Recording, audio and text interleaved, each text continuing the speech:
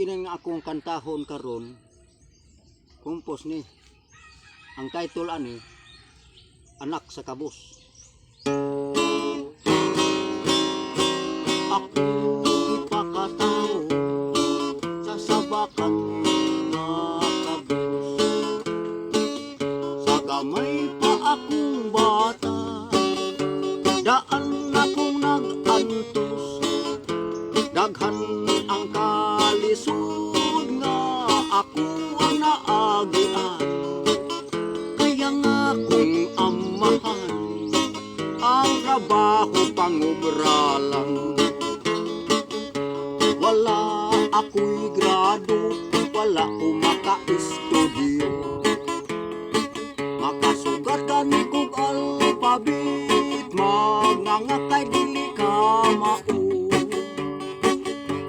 Ahaw ko sa tanan, sa sinina ug dulaan. Ako na lang giatos, kay anak man ko sa kabus.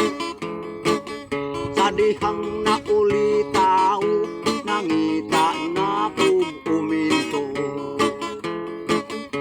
Niadto ko sa syudad, adto ako manrabaho. Dito na ko sa syudad, ang kapait makalilisan.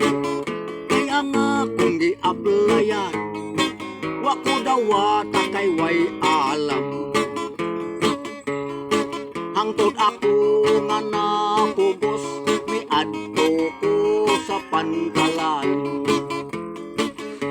Nanagbo ko sa barko, kay mangarga na lang ako. Dito sa Pier 4, dito ko makatarbaho. Ang trabaho ko dang kaayo, kamay raang ako ang sweldo. Ang tugani abot ang swerte sa kaminyoon. Ang akong naasawa, usalang usab kalabandira. Ang ako ang sweldo, uwang ragyod kaayo. Ang amo ang sudan, asin lang kasagaran. Hangtod ako naming hukom, nga ako ay musyarito. Ako ang gibalikan, ang bukid akong gitalidan.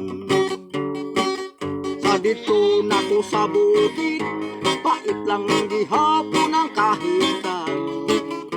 Hangtod ako midango sa trabaho manananggo.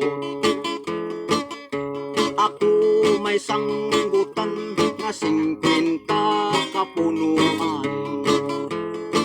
Maoy among gikuhaan sa inadlaw na mong panginahanglan.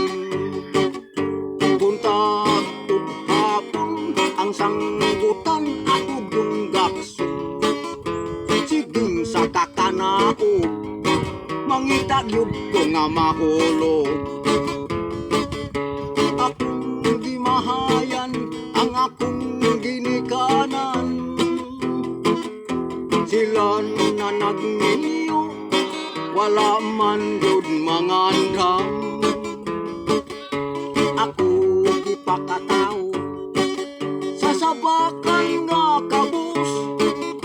Wala ko'y kalibay, kanunay lang kung nagantos. Ako ipakatao sa sabakan